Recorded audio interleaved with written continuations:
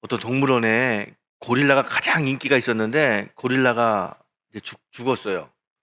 그 동물원에서는 새로운 고릴라를 구할 수가 없어 가지고 고민하다가 아이디어를 하나 냈는데, 그게 뭐냐면 고릴라 탈을 만들어 가지고 아르바이트 학생을 구입해서 그 사람이 탈을 쓰고 동물처럼 사람들에게 보여주는 거예요.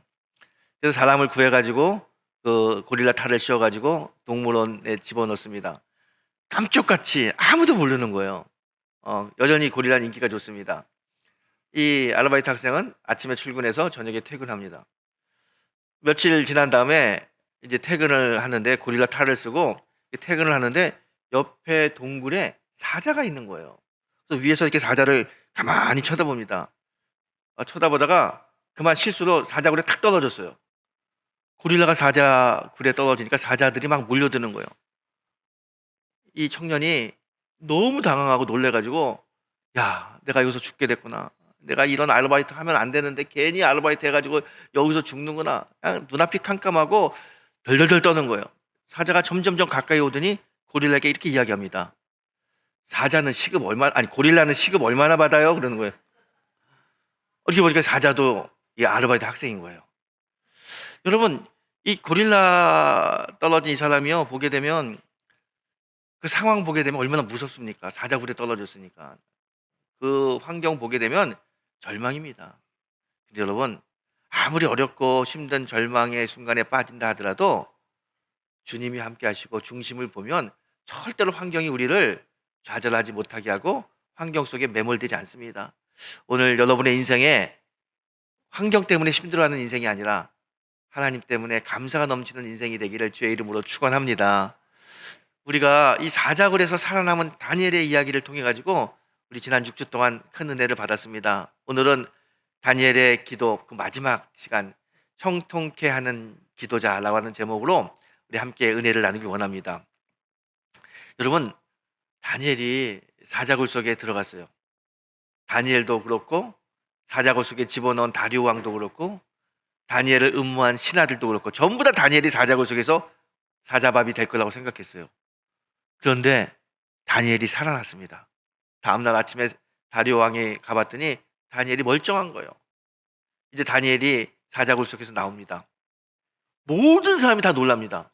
아니, 어떻게 이런 일이 있을 수 있어? 어떻게 사자가 다니엘을 해치지 않고 멀쩡하게 살아나올 수 있어? 도저히 이해가 되지 않는 거예요. 사자굴 속에 집어넣은 이 다리오 왕도 이게 다니엘이 살아나오는 것을 보면서 기쁘지만 이게 상식적으로 이해가 되지 않습니다. 아무리 생각하고 아무리 고민해도 다니엘이 살아나온 이유는 다니엘이 늘 이야기한 다니엘의 하나님이 역사하신 거예요. 다리오 왕이 그거 아니고는 설명할 방법이 없어요. 그리고 정말 다니엘이 이야기하는 하나님은, 다니엘의 하나님은 살아있구나. 그래서 자기가 조서를 직접 꾸며가지고 자기가 다스리고 있는 온 나라에 이야기합니다. 지금부터 우리는 다니엘을 살리신 하나님, 다니엘의 하나님을 찬양하는 그런 백성이 되어야 된다고. 이방 나라 왕, 하나님을 믿지 않는 다리오 왕이 오히려 하나님을 선전하고 하나님을 증거하는 그런 사람이 됩니다. 다니엘은 사자굴 속에서 살아나오면서 하나님을 증거하는 선교의 훌륭한 도구가 되는 거예요. 이런 놀라운 은혜와 축복이 어디 있습니까? 뿐만 아니라 다니엘은 그 이후에 그의 삶이 형통한 삶을 살았습니다. 오늘 이 다니엘서 6장의 마지막 결론 28절을 보게 되면 성경은 이렇게 다니엘을 이야기하고 있습니다. 다니엘이 다리오 왕의 시대와 바사, 고레스 왕의 시대에 형통하였더라. 그래요. 다니엘의 인생이 형통했다는 거예요. 여러분, 이 다니엘이 살던 시대, 다니엘이 지금 다리오 왕이지만 다리오 왕이 그 아들이 왕이 되는 게 아니라 나라가 또 바뀌어요. 바사 제국이 들어섭니다. 고레스 왕이 들어섰는데 고레스 왕 시대 때도 다니엘은 여전히 높은 지위 속에서 살게 됩니다. 다니엘이 이렇게 형통한 삶을 살았다고 성경이 이야기하고 있습니다. 그런데 저는 이 본문을 가만히 묵상하면서 이런 생각이 들어요. 정말 다니엘의 인생이 형통했을까? 여러분, 형통이라고 하는 뜻이 어떤 뜻입니까? 형통은요, 걱정 근심이 없는 거예요. 늘 편안하고 늘 안락한 삶을 살 때 형통하다라고 이야기하는 겁니다. 요즘 애들 말로 꽃길만 걸을 때 그게 형통한 거지, 가시밭길을 걷고 힘든 일을 겪게 되면 그건 형통하다고 이야기할 수 없습니다. 자, 그런데 다니엘의 인생을 한번 보십시오. 다니엘의 인생은요, 정말 어려움이 많은 인생이에요. 힘든 인생이었습니다. 정적들이 그를 죽이려고 늘 모함하고요, 그 정적들의 눈을 피해서 살기 위해서 다니엘은 스트레스 엄청 많이 받고요, 밤에 잠도 제대로 자지 못했던 사람입니다. 그래서 결국 어떻게 됩니까? 모함에 걸려가지고 사자굴 속에 들어가잖아요. 죽을 고비를 넘깁니다. 그 끔찍한 사자굴 속에 들어가서 죽을 수 있어요. 아니, 사자굴 속에 들어가는 사람, 그리고 자기를 죽이려고 늘 정적들이 자기를 쳐다보는 그런 삶을 살아야 되는 이 사람이 어떻게 형통하다고 이야기할 수 있습니까? 이 다니엘의 삶이 어떻게 형통합니까? 여러분, 다니엘을 보세요. 다니엘은요, 아주 어렸을 때 그의 나라 유다가 바벨론에 멸망당하면서 포로로 끌려옵니다. 어린 나이에 형제, 부모 다 떠나서 낯선 곳에 와서 살게 되는 거예요. 그것도 유학 온 게 아니고요, 포로로 끌려왔어요. 얼마나 그의 인생이 힘들고 어려운지 모릅니다. 그 바벨론에서 느부갓네살 왕, 벨사살 왕을 섬겼고요, 그리고 나라가 바뀌어가지고 이 메대 다리오 왕을 섬기게 됩니다. 그리고 다리오 왕이 죽게 되고 바사, 즉 페르시아죠, 고레스 왕도 섬겨요. 정권이 바뀐 게 아니라 나라가 3번 바뀌었어요. 그때마다 항상 다니엘은 처형 1순위입니다. 다니엘은 그 전 나라에 항상 고위 관료를 지냈기 때문에 정권이 바뀌고 나라가 바뀔 때마다 그때 그 다른 나라에서 충성했던 사람들, 신하들 다 사형시키고 죽이잖아요. 다니엘은요, 나라가 바뀔 때마다 항상 처형 1순위였기 때문에 불안해요. 죽을까 봐 두렵습니다. 자기를 죽이려고 해요. 어린 나이에 끌려왔어요. 나라가 바뀔 때마다 자기는 처형 1순위예요. 이런 삶을 사는 다니엘이 어떻게 다니엘의 인생이 형통하다라고 이야기할 수 있겠습니까? 저는 아무리 생각해도 다니엘의 인생은 형통한 인생이 아닌 것 같아요. 그런데 성경은 분명하게 다니엘의 인생은 형통했다, 형통한 인생을 살았다, 그렇게 이야기하고 있습니다. 오늘 본문 28절에 분명히 이야기하잖아요. 다니엘은 형통하였다 그래요. 여러분, 이 세상의 모든 진리 중에 진리인 성경이 다니엘의 인생은 형통하다고 말해요. 성경이 말하면 이건 분명한 진실입니다. 그런데 우리가 생각하기에는 다니엘의 인생이 형통한 인생이 아닌데, 다니엘의 인생은 꽃길을 걷는 인생이 아니라 근심과 걱정, 늘 가시밭길을 걸었던 인생인데 왜 성경은 다니엘의 인생이 형통했다라고 이야기할까? 여러분, 왜 다니엘의 인생이 형통했다고 성경이 이야기할까요? 우리가 지난 7주 동안 다니엘을 가지고 쭉 살펴봤습니다. 다니엘의 인생 어려워요. 힘들어요. 사람들이 다니엘을 늘 죽이려고 음모하고 또 덫을 만들고 그 덫에 빠져가지고 사자굴 속에 들어가고 정말 힘든 삶을 살았던 다니엘입니다. 그런데 여러분 보세요. 다니엘이 정적들이 다니엘을 죽이려고 할 때, 심지어 음모에 빠져가지고 사자굴 속에 들어갈 때 그의 인생이 얼마나 힘들고 얼마나 어렵고 얼마나 꽝꽝 막힌 그런 절벽 같은 그곳에 있었습니까? 그런데 그때마다 하나님이 그를 인도하셨어요. 하나님이 그를 사자가 해치지 못해도 막아주시고 정적들이 그를 죽이지 못해도 하나님이 다 막아주셨어요. 하나님이 도와주시고 인도하셨기 때문에 그의 인생은 어려웠지만 힘들었지만 형통할 수 있었다는 겁니다. 오늘 성경이 그 이야기를 하고 있습니다. 다니엘의 힘든 인생, 그게 이야기가 아니라 다니엘이 힘든 인생을 살았지만 어려움을 만났지만 그때마다 역사하시는 하나님 때문에 그의 인생은 형통한 인생이었다는 거예요. 사자굴에 들어가서도 살 수 있는 그런 형통한 인생을 살았다는 겁니다. 여러분, 우리 다 아시잖아요. 어떻게 하나님이 그의 인생을 형통하게 만들었습니까? 다니엘이 시험에 빠질 때 그 환경과 조건에 좌절할 때 하나님께서 다니엘을 찾아가셔서 환경 때문에 좌절하지 않게 하시며 환경 너머에 역사하시는 하나님 바라보고 하나님이 위로해 주시는 그 소망으로 이길 수 있도록 만들어 주시잖아요. 여러분, 힘들고 어려울 때마다 다니엘이 고백하는 건 나의 하나님, 나의 하나님, 하나님을 고백해요.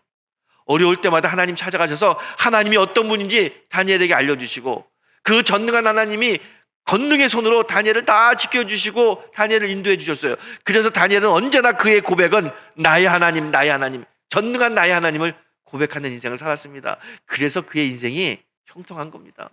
여러분, 사자굴에 빠졌을 때 도망갈 데가 없어요. 자기가 들어온 그 문은 돌로 딱 닫혀 있습니다. 꼼짝없이 죽게 되는 거예요. 사방이 다 막혔고요, 하늘문도 막혀 있어요. 꽝꽝 막혀 있습니다. 그런데 하나님께서 찾아오셔서 그 막다른 막힌 인생의 문을 열어주시고, 전혀 생각하지 못한 이 사자들이 강아지처럼 다니엘에게 안기고 다니엘에게 재롱 떨면서 하나님의 위대하심을 다니엘이 체험하지 않습니까? 어렵고 힘든 환경을 하나님은 소망의 환경으로 바꿔주셨습니다. 뿐만 아니라 그곳에서 나온 다음에 사자굴 속에서 살아나온 다니엘을 보면서 모든 사람들이 하나님을 찬송하고 하나님을 찬양하는 선교의 도구가 됐습니다. 그의 인생 어디를 가든지 하나님이 저 사람을 지켜주는 사람이야, 하나님이 함께하는 사람이야, 전능한 하나님께서 사랑하는 사람이야, 그런 이야기를 듣는 그런 축복된 삶을 살았습니다. 하나님이요, 다니엘을 이렇게 형통케 해주셨어요. 어려울 때마다, 힘들 때마다, 괴로울 때마다 만나주시고 찾아가 주시고 인도해 주셔서 다니엘의 인생은 형통한 인생이 되는 겁니다. 여러분, 하나님은요, 다니엘의 인생에 깊숙이 개입하셔서 어떤 환경과 조건 속에 처해 있다 할지라도 좌절하거나 낙망하거나 실패하는 것이 아니라 하나님이 지켜주시기 때문에 형통케 될 거라는 것을 하나님은 다니엘에게 알려주고 싶으셨어요. 그래서 다니엘이 힘들 때마다, 어려울 때마다, 죽을 고비에 있을 때마다 직접 찾아가셔서 그 죽을 고비를 막아주시고 그 절망과 좌절의 그 환경을 소망과 희망의 환경으로 바꿔주시는 전능한 하나님이십니다.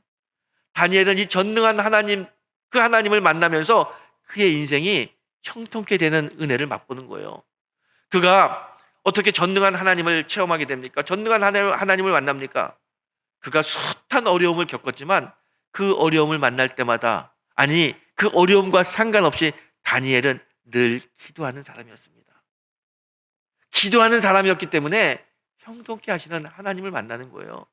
여러분, 다니엘이 어릴 때 저 망한 나라에서 바벨론으로 끌려와서 왕궁에 들어왔을 때 그 어린 나이에 다니엘은 뜻을 정하여 왕의 진미와 포도주를 먹지 않겠다고 이야기하고 하나님께 기도했던 소년입니다.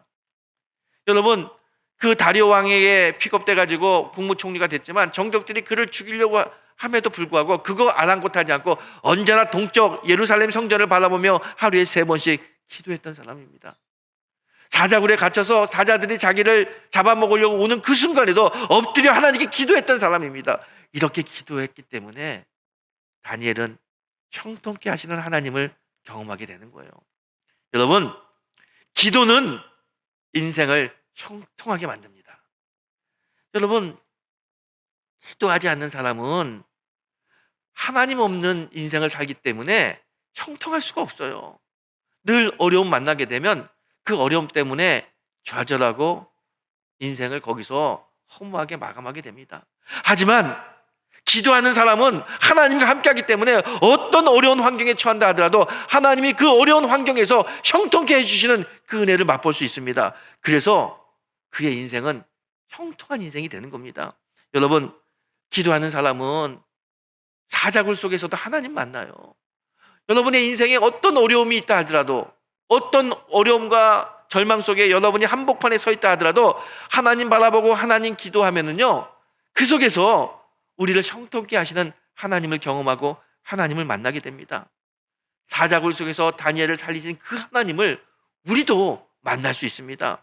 여러분, 다니엘 보세요. 다니엘은요, 왕조가 바뀌었어요. 나라가 바뀌었습니다.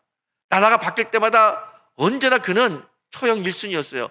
하지만 하나님이 기도했더니 그를 처형시키는 것이 아니라 오히려 바뀌는 나라에서 더 높은 자리에서 더 하나님을 찬양하는 사람으로 세우지 않습니까? 여러분, 하나님께 기도하는 사람은 하나님이 그의 인생을 형통케 합니다. 아무리 정권이 바뀌어도, 아무리 정적들이 다니엘을 죽이려고 해도 다니엘의 인생이 형통한 인생이 되는 것처럼 우리 하나님 바라보고 기도하면 하나님께서 우리를 형통케 인도하십니다. 여러분, 다니엘은요 정말 흑수저 중에 흑수저입니다. 그 망한 나라에서 포로도 끌려왔잖아요.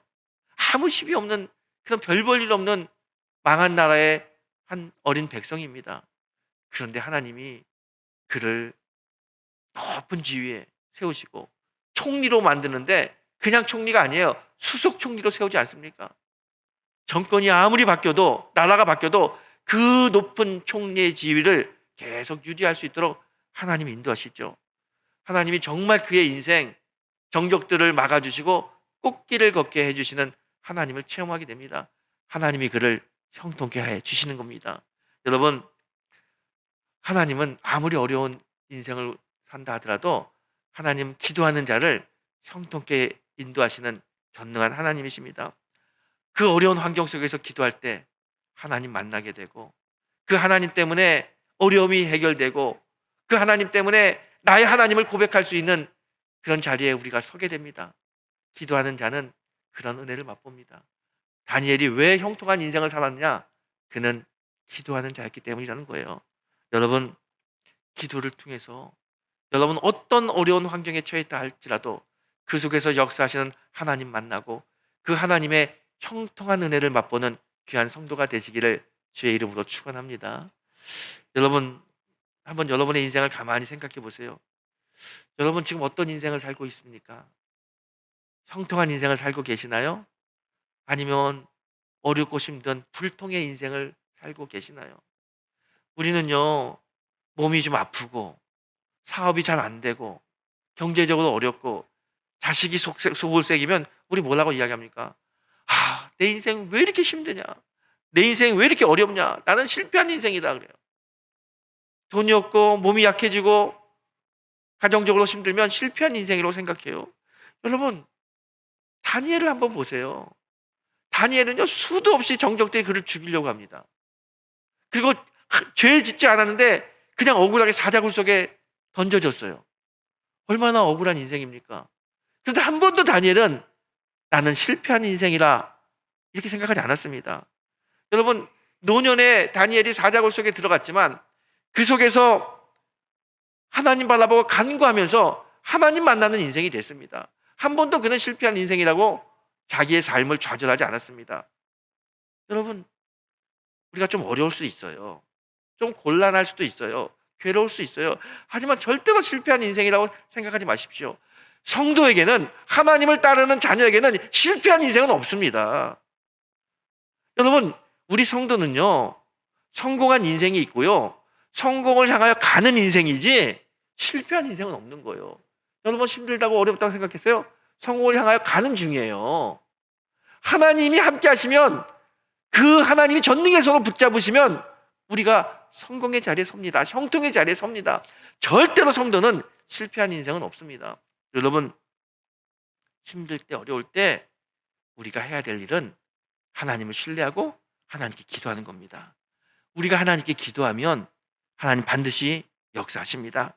아무리 어렵고 아무리 괴로운 인생의 절박한 사자굴과 같은 인생의 한복판에 서 있다 할지라도 하나님께 기도하면 하나님 우리를 찾아오셔서 우리를 형통케 인도하십니다. 그게 우리 하나님이세요.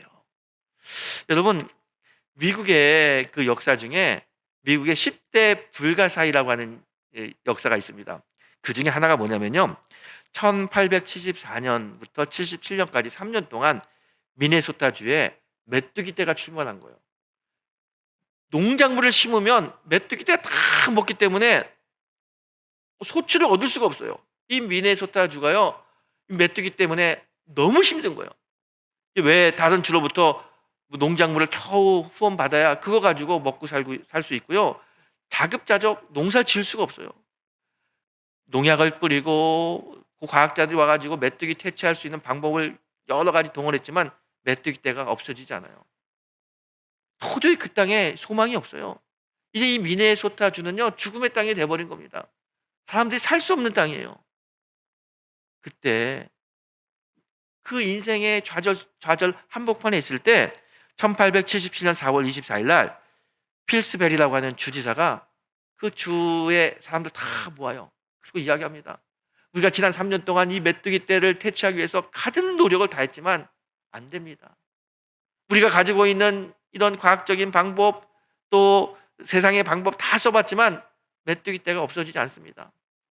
그러면서 그 하는 이야기는 이 메뚜기 떼를 없앨 수 있는 유일한 방법은 하나님이 역사하셔야 됩니다. 우리 옛날 요엘 선지자가 기도했던 것처럼, 기도했을 때 메뚜기 떼가 없어진 것처럼 우리 같이 기도합시다. 같이 하나님께 기도합시다. 기도하자고 다 선포해요. 그 이야기를 듣는 이 많은 미네소타 사람들이요, 같이 기도하자고. 그리고 교회는 교회마다, 사람마다, 성도는 모여가지고 합심하여 기도합니다. 그런데 참 놀라운 일이 있죠. 기도한 지 며칠 지나지 않아서, 일주일이 지나지 않아서 메뚜기 떼들이 다 죽어가는 거예요. 일주일이 지났더니 그 많은 메뚜기 떼가 다 죽어버린 거예요. 그리고 메뚜기 떼가 나타나지 않아요. 너무 신기한 일이 벌어진 겁니다.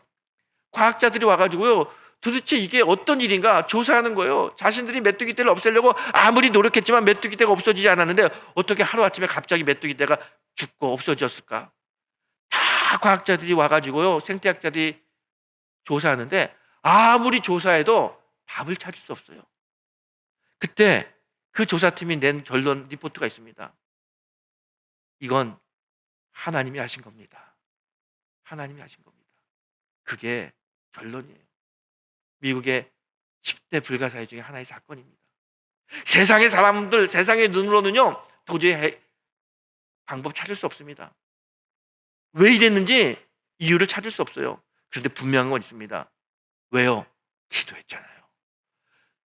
온 주에 사는 사람들이 모여가지고 교회는 교회마다, 성도마다 하나님께 기도했더니 하나님이 그 메뚜기 떼를 다 없애주신 것입니다. 여러분, 기도하면 하나님이 인도하십니다. 여러분, 왜 인생을 살다 보면 때때로 우리가 어려울 때가 있잖아요. 괴로울 때가 있잖아요. 정말 힘들 때 왜 하나님 우리를 이렇게 어렵고 힘든 그 복판에 우리를 홀로 놓아 두십니까? 마치 다니엘을 사자굴 속에 두신 것처럼 왜 어려울 때 우리를 그 어려운 상황 한복판에 두시나요? 다른 게 아니에요.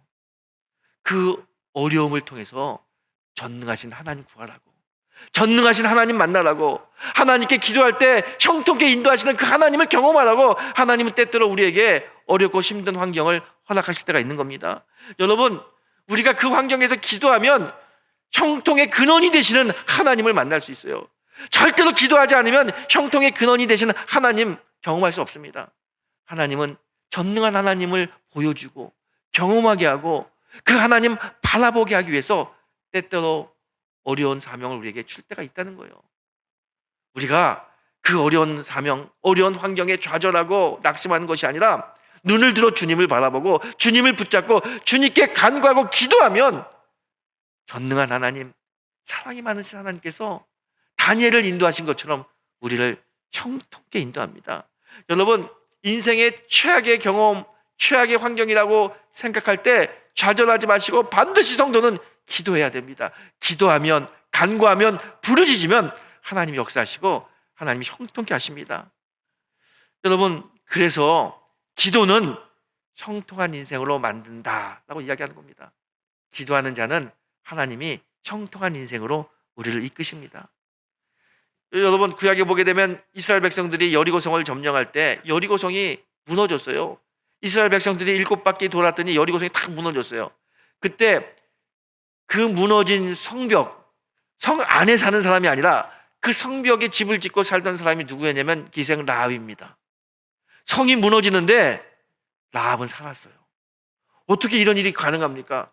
그 돌돔 속에서 어떻게 살아났습니까? 다른 건 아니에요. 성경은 뭐라고 이야기하냐면 하나님이 라합과 라합의 가정을 붙잡아 주셨다, 그렇게 이야기합니다. 우리 인생이 무너질 때 하나님이 붙잡으시면 전혀 우리 인생 망하지 않습니다. 하나님이 오히려 우리를 형통케 합니다. 여러분, 하나님이 붙잡으시면 우리의 인생은 형통케 돼요. 그런데 어떤 사람을 하나님 붙잡으시냐? 분명합니다. 기도하는 자를 붙잡습니다. 기도하는 사람 하나님이 붙잡습니다. 우리가 어떤 환경과 여건에 처한다 할지라도 하나님 바라보고 기도하면 하나님 우리를 붙잡아서 그 환경이 우리를 침노하지 못하도록, 그 환경 때문에 우리가 좌절하지 못하도록 하나님 막아주시고 지켜주시고 인도하십니다. 마치 다니엘을 사자굴 속에서 지켜주시고 인도하신 것처럼 우리를 인도하십니다. 그래서 우리는 기도해야 됩니다. 여러분, 기도할 때 특별히 어떻게 기도해야 되느냐? 하나님이 원하는 기도를 해야 되는 거예요. 하나님이 원하는 기도. 하나님이 원하는 기도가 뭐냐? 하나님이 원하는 기도는요, 환경을 주목하는 기도가 아니라 하나님을 주목하는 기도입니다. 여러분, 다니엘이 사자를 바라보고 사자를 주목했으면 절대로 그는 기도할 수 없습니다. 다니엘이 자기를 죽이려고 하는 정적들을 바라봤다면 그는 기도할 수 없었을 겁니다. 사자굴 속에 들어갔지만 사자를 본 것이 아니라 사자 뒤에는 하나님 바라보고 기도했고요. 아무리 사람들이 그를 죽이려고 했지만 그 사람들 환경 바라보지 않고 하나님 바라보고 구했더니 하나님이 막아주시고 살려주시고 인도하셨다는 거예요. 하나님이 원하는 기도는 환경을 바라보는 기도가 아니라 하나님을 바라보는 기도입니다. 여러분, 여러분의 자녀가 아침에 일어날 때마다 엄마 오늘 밥 주실 거예요? 그 다음날 엄마 오늘 밥 주실 거예요? 아침에 일어날 때마다 엄마 밥 주실 거예요? 이렇게 그렇게 이야기하는 자녀가 있다고 생각해 보세요. 이게 정상입니까? 정상 아닙니다. 당연히 부모는 엄마는 밥 주죠. 왜 안 줍니까? 얼마나 사랑하는데. 근데 우리는요, 하나님께 기도할 때마다 늘 나의 필요를 이야기해요. 하나님 이거 달라고, 이거 해달라고. 여러분, 우리의 필요 하나님 다 아셔요. 하나님이 정말 원하는 것은 엄마 오늘 밥 주실 거야, 이게 아니라 엄마 나 오늘 엄마 사랑해. 엄마 때문에 오늘 정말 행복할 거야. 엄마하고 같이 있어서 너무 좋아. 엄마가 나의 엄마라 너무 좋아. 하나님이 원하는 건요, 그런 기도예요. 필요를 구하는 것이 아니라 하나님을 바라보고 하나님 사랑한다고 고백하고 하나님이 나와 함께하기 때문에 내 인생은 형통합니다. 그렇게 고백할 수 있는 그런 기도를 하나님 원하신다는 겁니다. 여러분, 우리가 하나님을 구하고 하나님을 찾는 기도를 하게 되면 전능하신 하나님께서 우리의 필요를 다 아셔요. 우리가 필요한 것들 하나님의 때에 채워주시고 인도하시는 그런 분이 우리 하나님이십니다. 여러분, 하나님을 구해보십시오. 지금 이 시대, 지금 이때는 하나님을 목마르게 찾는 시대가 돼야 됩니다. 목마른 사슴이 시냇물을 찾아 헤매듯이 하나님을 만나기 위해서, 하나님을 구하기 위해서, 하나님을 바라보기 위해서 우리가 애쓰고 수고하고 힘써야 될 때입니다. 그러면 주님 우리 만나주시고 주님이 우리를 형통케 인도하십니다. 여러분, 우리 주님을 찾는 기도를 통해서 전능한 주님 만나고 그 주님이 주시는 형통의 삶을 사는 그런 성도가 되기를 다시 한번 주의 이름으로 축원합니다. 여러분, 다니엘이 형통한 삶을 살았었던 이유는 오늘 성경이 분명히 이야기하잖아요. 그가 기도한 사람이었기 때문이라는 거예요. 여러분, 요즘 여러분 어떤 어려움이 있으십니까? 어떤 고민이 있으신가요? 가정적으로 어려움과 고민 있죠. 우리 교회적으로도 어려운 생각이 있습니다. 나라도 마찬가지고요. 이 어려움을 만날 때 성도가 해야 될 일은 기도하는 거예요. 기도하는 거예요. 여러분, 특별히 교회적으로는 올해 우리가 리모델링을 해야 되는 사명이 있습니다. 참 어려울 때 하나님이 이런 사명을 주셔서 참 여러분도 걱정들 많고 고민 많죠. 제가 신방 가서 335 이렇게 들어보게 되면 이 리모델링 하는 이 재정적인 문제 때문에 걱정들 많이 하셔요. 여러분, 환경 보면 걱정이 나오고요. 환경 보면 야, 이거 우리 할 수 없어. 이렇게 나옵니다. 하지만 환경을 보는 게 아니에요. 기도하는 자는 환경을 보는 것이 아니라 하나님을 보는 겁니다. 하나님께 구하고 간구하면 하나님이 형통케 해 주실 줄 믿습니다. 그래서 우리가 기도하자고 하는 거예요. 제가 여러분에게 지난주부터 우리 추수감사 절 때까지 5만 시간 기도, 우리 합심해서 기도해서 하나님의 놀라운 형통케 하시는 그 은혜를 한번 같이 맛봅시다. 하나님이 살아있음을 증거하는 성도가 됐으면 좋겠습니다. 우리 5만 시간 기도하자고 다 했는데요, 지난 한 주 동안 기도한 시간이 614시간입니다.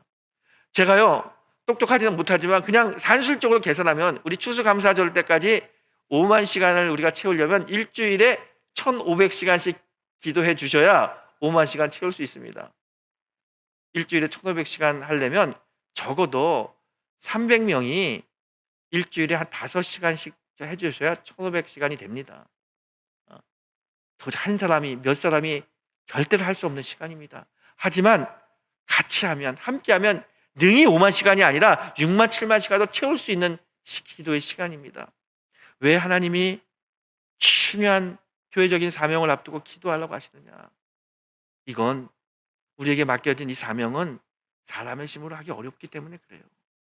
하나님 바라보고 하나님 구하고 하나님께 매달릴 때 하나님의 놀라운 은혜가 형통케 하시는 은혜가 있어야 이 사명을 감당할 수 있습니다. 누가 하나님의 은혜를 맛보고 누가 형통한 삶을 사느냐? 분명한 건 기도하는 사람입니다. 그래서 기도하라는 거예요. 여러분, 힘들지만 어렵지만 여러분의 가정, 여러분의 자녀, 여러분의 사업체, 우리 교회와 나라를 위해서 함께 기도하는 성도가 되길 원합니다. 같이 기도하고요. 같이 기도 시간 쓰면서 같이 이 5만 시간의 놀라운 기도의 시간을 봉헌하면서 사자굴 속에서 살리시며 다니엘의 인생을 형통케 하셨던 그 하나님이 나의 하나님이 우리 하나님임을 고백하는 위대한 기도의 성도가 되시기를, 기도자들이 되시기를, 형통한 성도가 되시기를 주님의 이름으로 다시 한번 축원합니다.